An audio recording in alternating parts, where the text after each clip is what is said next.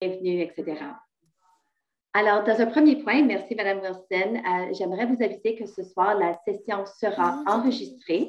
Alors, si vous avez votre caméra ouverte présentement, sachez que la session, elle est enregistrée ce soir pour qu'on puisse ensuite la partager avec d'autres familles qui ne pouvaient pas se joindre à nous ce soir. Alors, encore une fois, nous vous demandons si vous êtes en mesure de vous assurer que votre micro soit en sourdine, ça nous aiderait avec le bon fonctionnement de la session. Et également, si vous voulez éteindre votre caméra, ceci nous aiderait également avec la bande passante, avec le nombre de participants que nous avons. Alors, je débute. Bonjour à tous, bonsoir à tous. Je m'appelle Gina Kozak, je suis surintendante de l'éducation au Conseil scolaire catholique Mon Avenir. Il me fait un grand plaisir de vous accueillir ce soir, un très grand nombre, pour cette session virtuelle portant sur le décloisonnement du cours de mathématiques 9e année.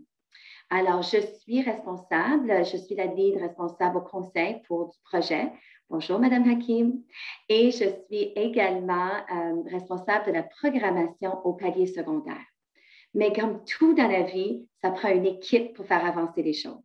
Alors, j'ai le grand plaisir et l'honneur de vous présenter les membres de l'équipe qui ont fait avancer le dossier du décloisonnement depuis l'hiver dernier. Alors, j'ai le plaisir de vous présenter ma collègue, Mme Annick Gagnon, surintendante de l'éducation et également responsable des services à l'élève au conseil. Alors, bonsoir, Mme Gagnon. Bonsoir. Merci. Nous avons également avec nous ce soir M.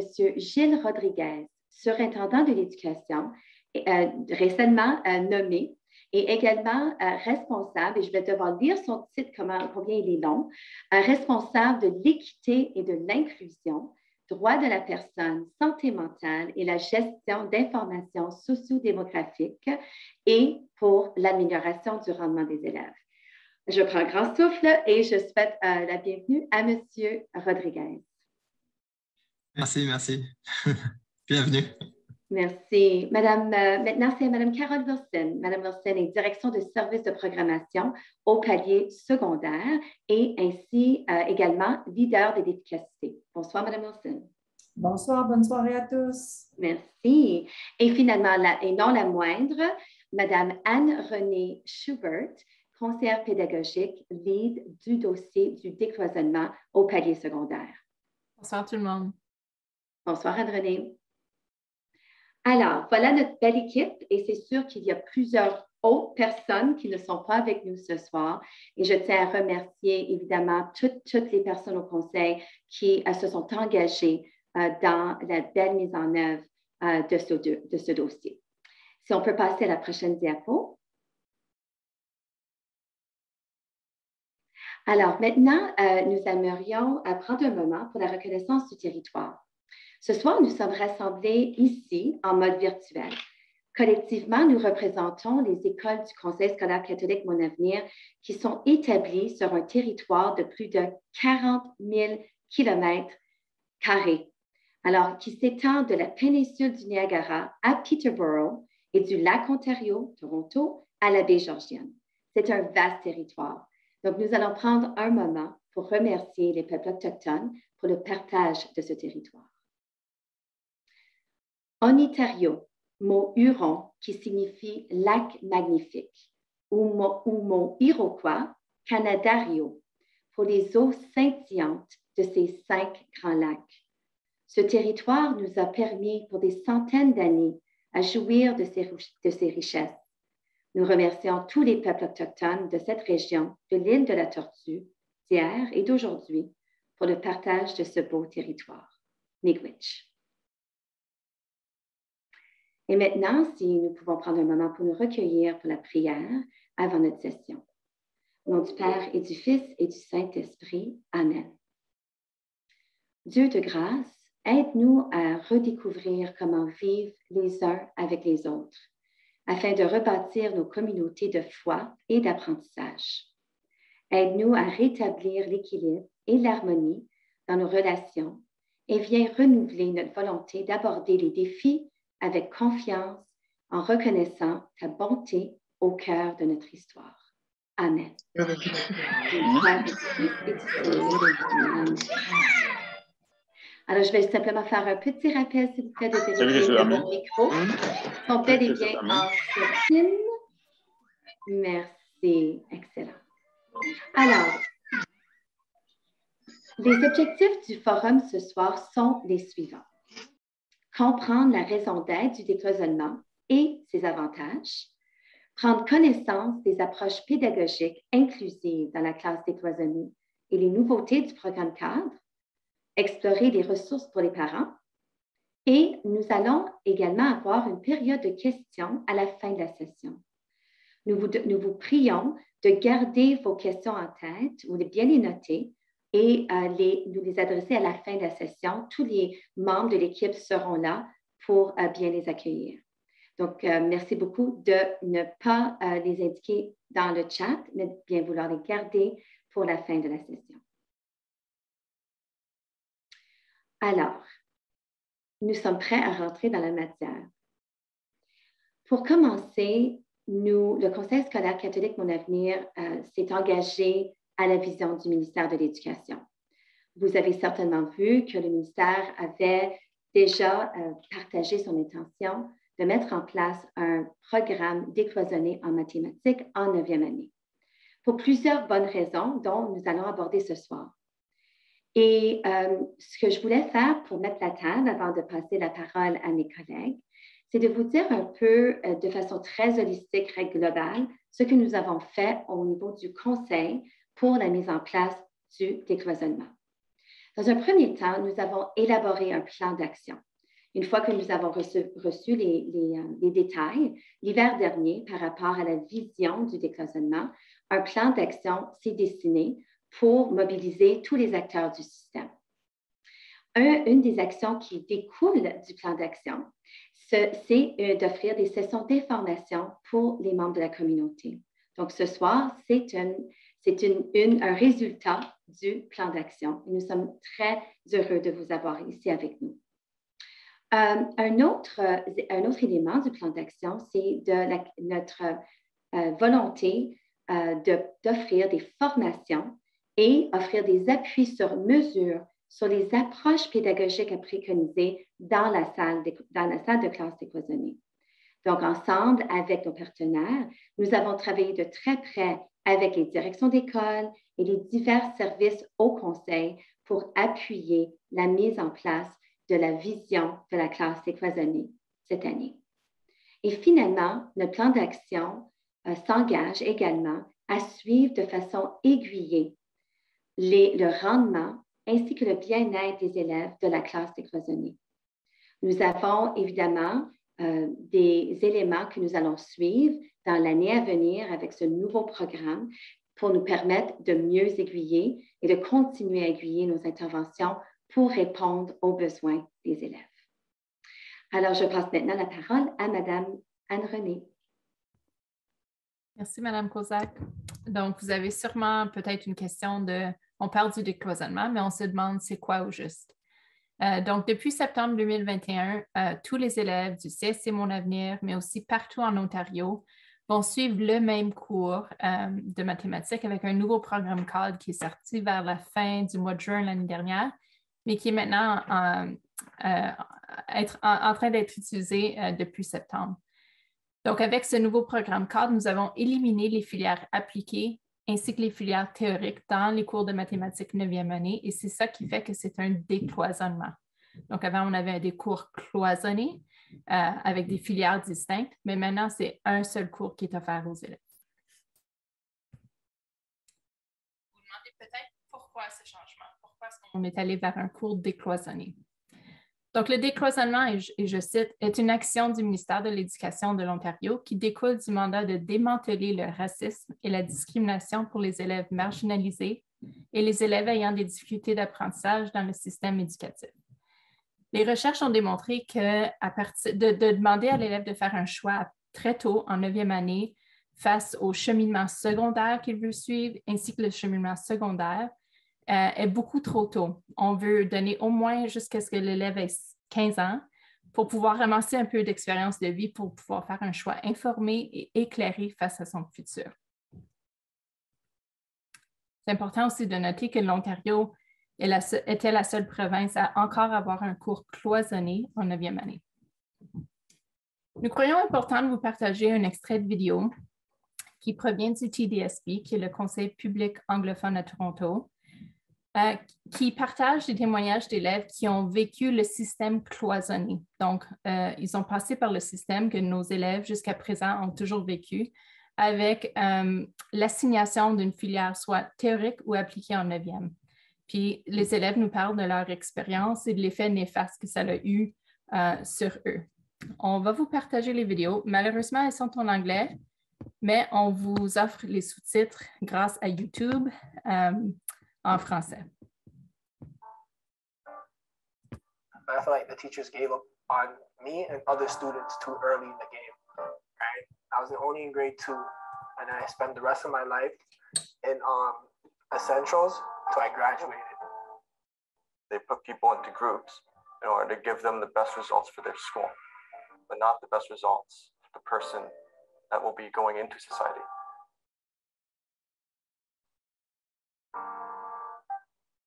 My understanding of academic streaming is a system that basically ascribes a standard of success upon students. So in the pathways of academic and applied, students are basically streamed into one or the other based on their perceptions of their intelligence or their ability to succeed. I think academic streaming is when you don't have a say and where you head in your scholastic career, which experiences and which skills you obtain. So I asked my daughter, what's the difference between apply and academic? And she says, well, apply is for the dumber kids. I wanted to get into college, but like I said, they said, no, your marks, you can't get into college. You have essentials, your marks can't, like, your marks are so low that to get into school, you have to go to night school. I remember going to night school and they said that I don't have enough marks to get into that either, honestly. So it's like, what do I do now? The research study conducted by Social Planning Toronto and CASE found that grade 8 is too early for young people to be thinking about their future or making such lifelong decisions. 33% of students taking applied courses go to college or university versus 70% of students taking academic courses.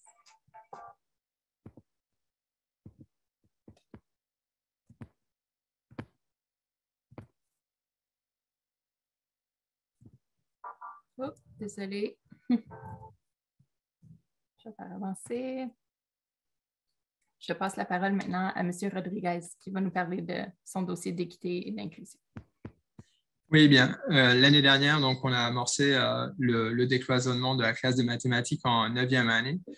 C'était un des points qui fait partie de la stratégie d'équité et d'éducation inclusive de l'Ontario. Donc, vraiment, le but est de préparer les élèves à devenir des citoyens consciencieux, productifs et responsables avec des champs d'opportunités divers qui s'offrent à eux. Il est important, surtout en 9e année, de ne pas avoir des barrières qui vont trop tôt vous fermer les portes d'opportunités pour l'avenir. Donc, certains groupes y compris des élèves racisés, des nouveaux arrivants, des familles à faible revenu, des élèves aussi s'identifiant comme Première Nation, métis inuit, transgenres ou d'une diversité de genres, des élèves aussi ayant des besoins particuliers. Ces élèves sont à risque, étaient à risque de se retrouver dans des filières un peu considérées peut-être qui n'offraient pas les mêmes chances. Donc, vraiment, la stratégie ontarienne d'équité et d'éducation inclusive a pris sa source de ce choix vraiment de donner des chances égales, équitables à tous. Est-ce qu'on peut passer? Merci. Donc, pourquoi agir maintenant? Sachez que depuis 2017, il y a une loi contre le racisme en Ontario, et la loi de l'éducation a été modifiée pour ceci. Récemment, vous avez vu dans les médias les mouvements sociaux des dernières années qui ont amené tout plein de systèmes à réfléchir sur leur existence et sur leur fonctionnement. Le système scolaire n'est pas insensible à ces mouvements sociaux, évidemment, puisqu'il est au cœur de la société. Et puis, le système scolaire a été amené à évaluer ces stratégies d'inclusion et d'équité. Nous-mêmes, au CSC Mon Avenir, on s'interroger sur nos systèmes.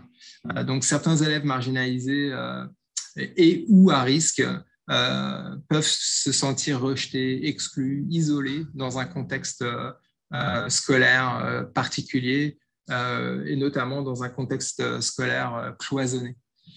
Donc, la recherche démontre que les conséquences peuvent se manifester évidemment par un manque d'intérêt d'abord, mais aussi par une diminution du taux de réussite qui peut aller jusqu'au décrochage. Et puis, on a évidemment à cœur que les élèves restent dans le système scolaire pour maximiser leurs chances de réussite dans l'avenir.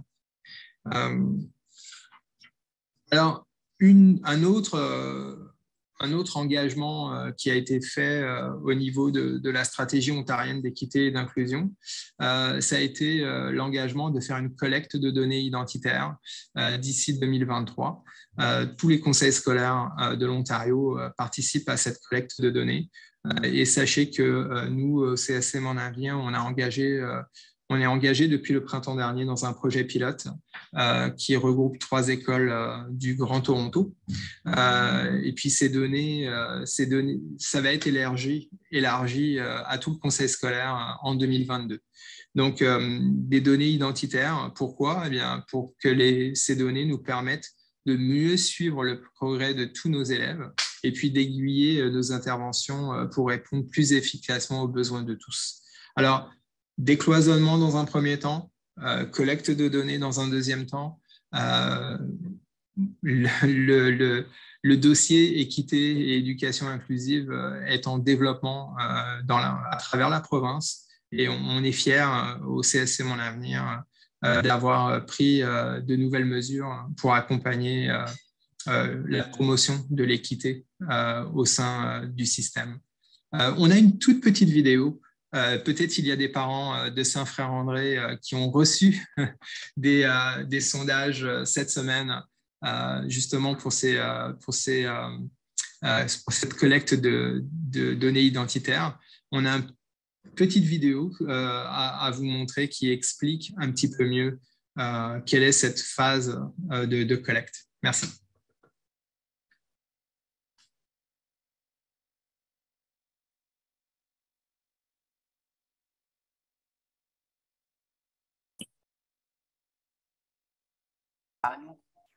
Étant donné que la diversité et l'équité sont au cœur de nos préoccupations, il importe de comprendre clairement qui en fait partie. De cette manière, nous pouvons ensuite mieux répondre aux besoins des élèves et de l'équipe école. Fort de cette reconnaissance et de cet engagement, les conseils scolaires de l'Ontario ont mis sur pied un projet de recensement volontaire, lequel devient obligatoire dès 2023.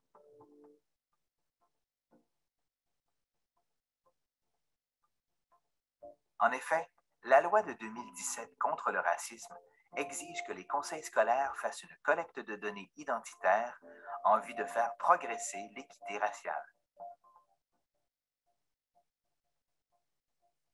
Les données identitaires désignent les renseignements socio-démographiques pouvant être considérés comme motifs de discrimination en vertu du Code des droits de la personne de l'Ontario. Parmi ceux-ci, on retrouve l'identité autochtone, la religion ou les origines raciales et ethniques. Ces renseignements sont destinés à aider les conseils scolaires à assurer l'équité et l'inclusion au sein de leurs écoles.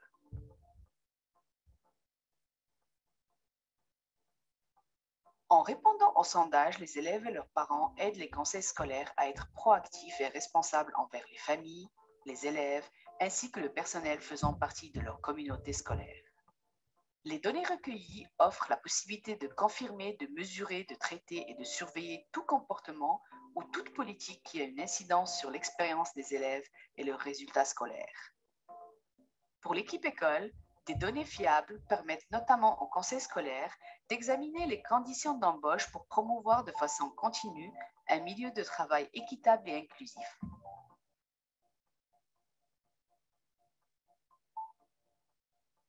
La participation à cette collecte de données est volontaire, confidentielle et sécuritaire. Une fois les données recueillies, là où le gestionnaire pourrait les croiser de façon confidentielle avec d'autres données que possède le conseil scolaire, c'est-à-dire des données concernant le rendement, l'assiduité, la perception du climat ou le bien-être des élèves. Afin de protéger la dignité ainsi que la vie privée de toutes et de tous, les rapports d'analyse que produisent les conseils scolaires sont dépersonnalisés avant d'être publiés. Ce sondage constitue une base essentielle à l'élaboration et la mise en œuvre de programmes visant à éliminer les écarts entre les divers groupes identitaires. Bien que la participation soit volontaire, seule la force du nombre peut maximiser l'efficacité de cette campagne de recensement. Ce sondage est important pour toutes et tous.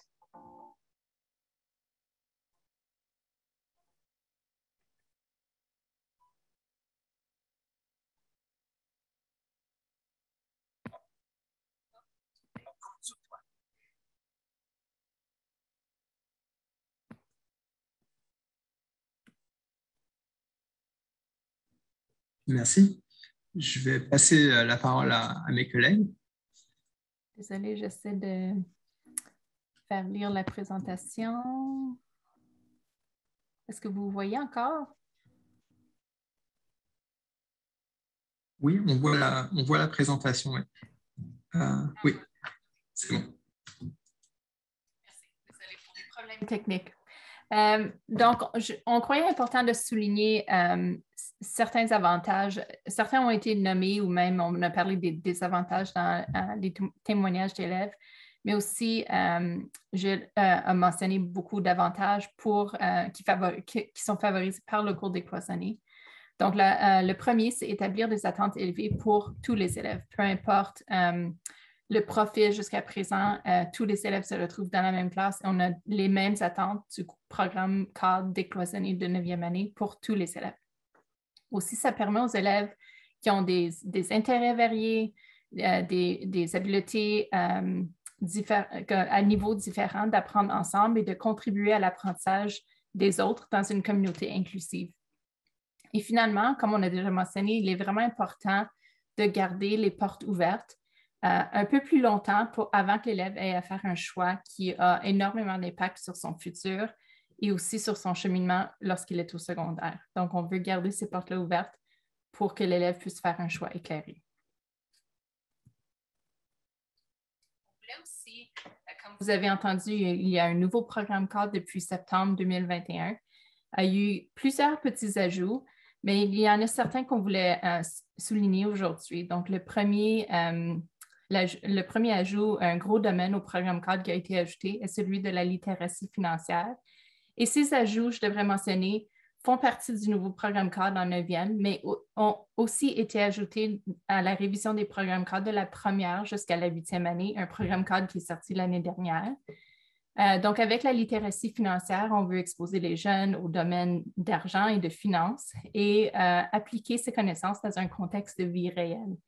Donc, l'exemple ici en 9e année, les élèves vont planifier, travailler, modifier un budget en lien avec leur vécu. Un deuxième gros ajout au programme cadre de la première à la 9e année est celui du codage. Vous en avez sûrement entendu parler aux nouvelles, etc. Et le ministère s'est penché là-dessus parce qu'ils ont réalisé qu'il y a énormément de demandes dans ce domaine au niveau des emplois. Et on veut préparer nos jeunes pour ces futurs emplois qui nécessitent une bonne compréhension du codage. Donc, nos élèves de 9e, pour la toute première fois, auront ce domaine dans leur programme d'études. Finalement, ou avant, il y a toujours eu des liens avec la vie quotidienne. Les enseignants essaient de faire ces liens, mais ils sont maintenant explicites dans le programme cadre pour encourager que l'élève fasse des liens avec sa vie et réalise la beauté des mathématiques et l'utilisation et l'importance des mathématiques dans sa vie de tous les jours. Et finalement, un nouveau domaine qui est très important, surtout avec ce décloisonnement, est de mettre beaucoup plus d'emphase sur la confiance et l'attitude positive envers les mathématiques. Et c'est quelque chose à développer pour nos élèves qui ont eu de la difficulté avec les mathématiques. C'est de leur faire comprendre qu'ils sont capables de réussir et qu'ils croient dans leur potentiel de réussite. Vous verrez aussi dans la présentation qu'il y a des liens un peu partout. Nous allons vous partager une copie pour participants à la fin. Donc, vous pourrez aller voir les sources, aller voir les vidéos au complet. Nous allons vous partager la présentation entière à la toute fin. Le but ultime d'un cours décloisonné, comme dans tous les cours, est de développer des habiletés et des compétences chez nos élèves qui vont faire qu'ils seront en charge de leur apprentissage, ils seront au centre de leur apprentissage et ils seront au volant. Les décisions leur appartiennent et l'engagement leur appartient. Donc, on veut voir des élèves qui sont capables de démontrer ces compétences, comme noté ici, je vais en nommer une couple. Donc, un élève peut reconnaître ses forces et ses besoins. Il peut sélectionner les outils dont il aura besoin pour nécessaire, donc les sélectionner et même s'en servir, se fixer des objectifs, participer et contribuer à l'apprentissage des autres dans la classe inclusive, croire en lui-même, avoir une attitude positive envers les mathématiques. Donc, ce sont des compétences qui sont transférables dans toutes les matières et qui sont vraiment importantes à développer. Mais vous pouvez voir que ce n'est pas une transformation qui va se passer du jour au lendemain. Les élèves de 9e année ont besoin d'aide avec ceci. Et voilà le rôle de l'enseignant. L'enseignant est responsable d'outiller et de soutenir l'élève dans le développement de ses compétences et de ses habiletés pour pouvoir transférer ses apprentissages ailleurs. Donc, l'ovale orange représente l'encadrement qui est offert par les enseignants dans un cours décloisonné, comme dans tous les autres cours. Je passe maintenant la parole à Mme Gagnon. Merci. Bonsoir tout le monde.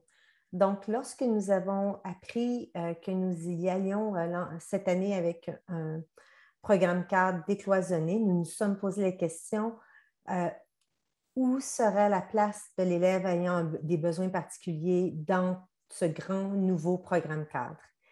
Bien, en regardant le programme cadre, on peut bien constater que l'élève ayant des besoins particuliers peut pleinement participer aux activités, aux apprentissages, rencontrer les attentes qui sont énoncées et bien sûr, développer toutes les compétences qui sont dans le programme cadre du cours de mathématiques décloisonné. Donc, pour l'élève qui a un plan d'enseignement individualisé ou qui a des besoins particuliers, il continuera de recevoir les adaptations et les modifications qui sont consignées à son PEI. Il sera inclus en salle de classe, recevra de l'aide et de l'appui tel qu'il est prévu et recevra aussi des services par l'équipe de l'enfance en difficulté. Donc, notre élève qui éprouve certains défis, qui a une identification, qui a un plan d'enseignement individualisé ou qui a des besoins particuliers, pourra vivre pleinement son cours de mathématiques comme tous les autres élèves et sera inclus à 100% dans cette classe. Je passe la parole maintenant à Mme Anne-Renée. Merci. Nous voulons vous partager un autre extrait de vidéo qui provient encore du TDSP. On veut quand même expliquer pourquoi les vidéos viennent de ce conseil. Environ 3 ans passés, peut-être 4, le TDSP a décidé de faire une mise à l'essai d'un genre de décloisonnement. Donc, dans le temps, il n'y avait pas un programme cadre décloisonné ou un curriculum décloisonné. Donc, ce qu'ils ont décidé de faire, c'est mettre tous les élèves dans le même groupe et d'abolir la filière appliquée. Donc, pendant les dernières années, le TDSP offre seulement le cours théorique à tous les élèves, peu importe le profil ou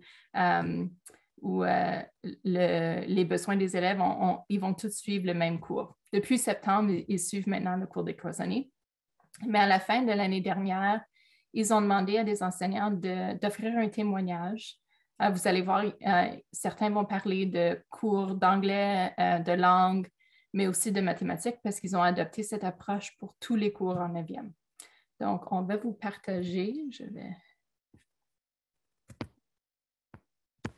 Encore, on a activé les sous-titres en anglais en français pour vous.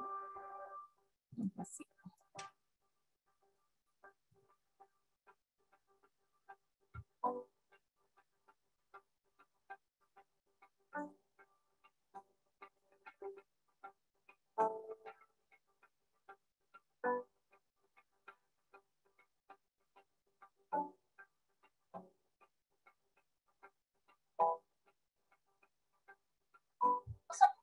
A major realization for me, and it shouldn't have been, but it was, is that for students coming into grade 9, this isn't different having a mixed class. So a lot of teachers were like, oh, other students, how will they handle this? And it'll be so different. It's not so different for them, it's different for us. Having to teach in the way that we've had to teach means that CRRP is much more of a focus. It means that differentiation is much more of a focus. Those are things, and it means that student voice is much more of a focus. When I see what my students want to read and what they want to write about, I really learn about them in a much more deep and complex way. I learn about their interests, I learn about their culture, I learn about, what really works for them and what doesn't through their choice. So we use a lot of diverse text that reflects student identities and interests. I also like to create as many entry points as possible. So rethinking some of the activities that I already have that can just be scaled back to include more of a bridge to their prior knowledge. The curriculum is a guideline and can be massaged to accommodate the needs of the students in the class while maintaining, if not raising, standards and expectations. So they came in and they thought right away, this teacher has high expectations of me, seemed to make them feel motivated. We know that when there are high expectations, it brings out the best in us. And academic-only classes brings out the best in those students, and it's not magic. That caring relationship between teacher and student is also really important. It's not just high expectations. It's that I try to support them as much as I can on the way to that. But they're only going to get there if they have a teacher champion, right? Someone who believes and actually won't, failure is not an option. It's important to make sure that we're not privileging a certain type of learner, because I think for a long time, especially in math, we privilege learners that can just recite algorithms and just repeat the steps. There was a student who really didn't want to be an academic. He said, Miss, this is too hard. I don't want to do this. But that student is now this year in grade 12 university English. It's easier in terms of classroom management for me as a teacher. I always loved my applied classrooms. They were very relationship focused, but they were, there was a lot more, it was raucous in there. Failure rates have definitely not skyrocketed as some doomsayers, and there were plenty predicted. In fact, we've had a very low failure rate, and I think it's even lower than in the past. All that mixed grouping promotes better work habits, it promotes engagement. I see students that I know in a different space wouldn't do the things they're doing right now. We just finished a Raisin in the Sun today, and students are like, they're saying things like, oh, I love that. That was so good. It was really layered. I have had some students come to me and say, you know what, Miss, it's the first time I'm really understanding math, and I feel like I'm finally caught up. Nous avons tellement hâte de pouvoir créer notre propre montage de vidéo avec les témoignages positifs de nos enseignants. Ils sont dans la 6e, 7e semaine de mise en œuvre de ce nouveau programme cadre et du nouveau cours décloisonné. Mais on est sûr et certain qu'eux aussi vont avoir des messages positifs et pouvoir partager les bienfaits de ce qu'ils ont vécu avec leurs élèves. Je vais avancer. On peut passer la parole maintenant à Mme Carole Wilson. Donc oui, moi j'ai une équipe du Tonnerre aussi qui travaille à développer la capacité, travaille à encourager nos enseignants de mathématiques à vraiment parfaire leurs compétences. Justement, on a hâte, moi aussi, je regardais la vidéo et je me disais, j'ai hâte d'entendre nos enseignants parler des surprises puis des belles choses qu'ils ont déjà vues cette année, les idées qu'ils ont pour vraiment là, comment je pourrais dire, établir un parcours personnalisé pour l'élève en mathématiques, pour l'encourager, pour le motiver. Donc, moi, mon travail avec l'équipe, je travaille de très près avec Anne-Renée et d'autres conseillers pédagogiques aussi dans nos écoles secondaires. Et puis, un des premiers piliers, là, puis vraiment, en guillemets, on dit toujours transformer une pratique à la fois. Hein? Lorsqu'on apprend quelque chose de nouveau, on fait une chose à la fois, on l'essaye, on prend des petits risques, on apprend et on continue. Donc, pour les enseignants, il y a vraiment deux volets avec le nouveau curriculum de mathématiques 9e année.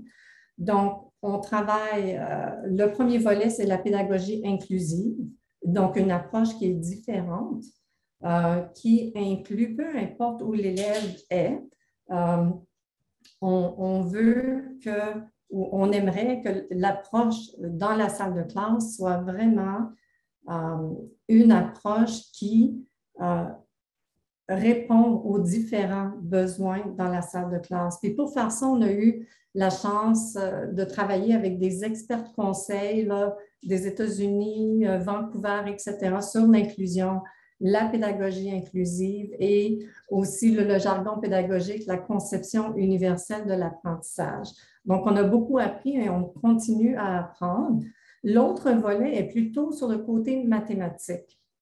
Donc, comme Anne-Renée tantôt a mentionné, il y a des nouveautés dans le curriculum. Donc, pour vraiment appuyer nos enseignants, on offre des accompagnements, comme dernièrement, on a eu des accompagnements sur le codage d'un expert conseil. Donc, comment introduire, premièrement, nous comme enseignants, comment apprendre à faire du codage, de la programmation, et ensuite faire des liens avec les mathématiques. Donc, ça, c'est un premier volet enseignant. C'est ce qu'on veut voir d'ici la fin de l'année. Je suis certaine qu'on va avoir de belles histoires de succès à ce niveau-là. Un autre volet, c'est l'élève. Hein? L'élève, le plus important, moi, j'appelle toujours ça l'élève expert. Donc, on veut développer l'expertise de nos jeunes, de nos élèves à apprendre leurs maths, à apprendre en français, donc à devenir autonomes comme apprenants. Ces belles compétences-là, on leur donne des choix à nos jeunes. Hein? Donc, on veut que l'élève soit capable de faire des choix en salle de classe. On veut qu'il soit capable de choisir les compétences d'apprentissage ou les outils d'apprentissage qu'il a besoin pour apprendre. Parce que je n'ai jamais rencontré un ou une élève qui apprenait de la même façon. Donc, tout le monde a sa petite façon d'apprendre. L'autre côté, on veut vraiment développer chez l'élève la voix de l'élève. On veut entendre l'élève, on veut entendre les questions des élèves, on veut leur apprendre à comment exprimer, comment ils veulent apprendre et aussi c'est quoi leur champ d'intérêt hein, pour qu'ils puissent faire des choix éclairés. Et puis, il y a toujours des choix à faire, même quand on fait de la résolution de problèmes en mathématiques. Il y a toujours un lien à faire avec la vie réelle. Donc, en gros, pour moi, là, c'est ce qu'on travaille et on continue de travailler cette année pour accompagner les enseignants et les élèves pour le cours de mathématiques décloisonné. Donc, c'est tout pour moi. Anne-Renée, je pense que je te redonne la parole.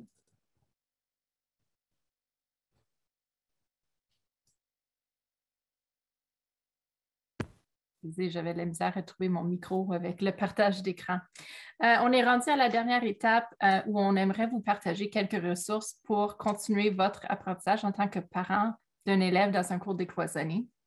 Je vais ouvrir quelques onglets, donc patientez avec moi. Le premier, c'est un guide qui a été créé par le ministère de l'Éducation de l'Ontario pour appuyer et outiller les parents au niveau des nouveautés du nouveau programme CAD.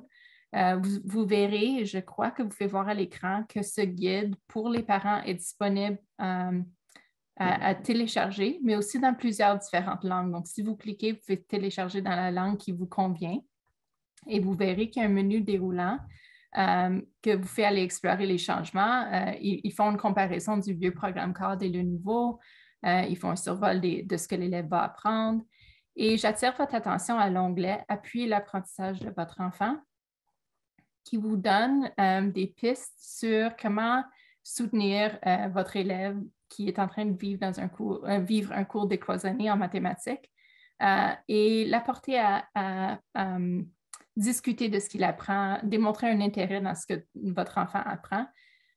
Mais aussi, il y a des petits trucs, si vous allez voir sur le lien plus bas, sur différentes façons de soutenir et de contribuer à l'apprentissage des mathématiques de votre enfant. Donc, ça, c'est la première ressource. La deuxième, c'est le site Eureka, qui, pour ceux qui connaissaient peut-être l'ancien SOS Devoir. Donc, c'est un site qui est fantastique, qui est offert en français. C'est un appui en français. Et vous verrez en cliquant le lien que le site Eureka vous offre de l'aide aux devoirs, du tutorat, de l'enrichissement pour les élèves ayant besoin d'un défi additionnel et des ressources à l'appui aussi. Et les services sont offerts pendant les heures que les élèves seraient normalement en train de faire leurs devoirs, donc de 16h à 21h du lundi au jeudi et de 17h à 21h les dimanches aussi, donc même en fin de semaine, pour appuyer les jeunes. Donc, pendant l'heure du souper, l'élève, votre enfant vous pose des questions, a besoin d'appui.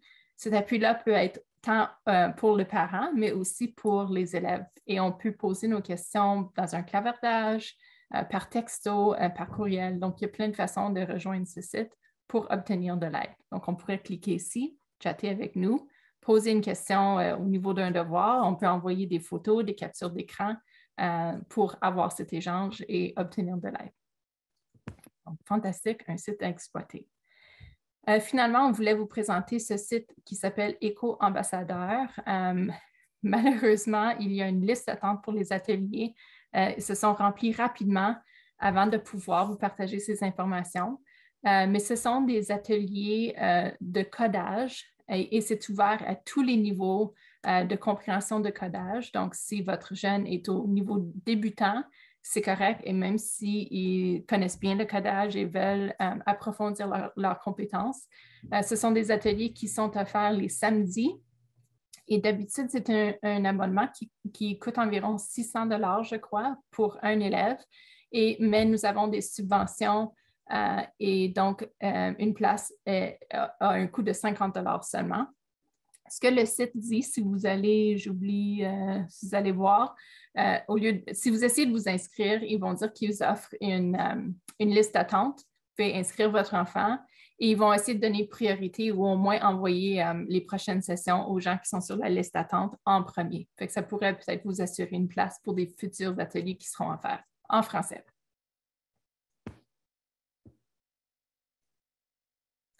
Et vous verrez aussi dans le lien que nous allons vous partager avec toutes les diapos de la soirée, nous avons regroupé les liens que vous pourriez trouver importants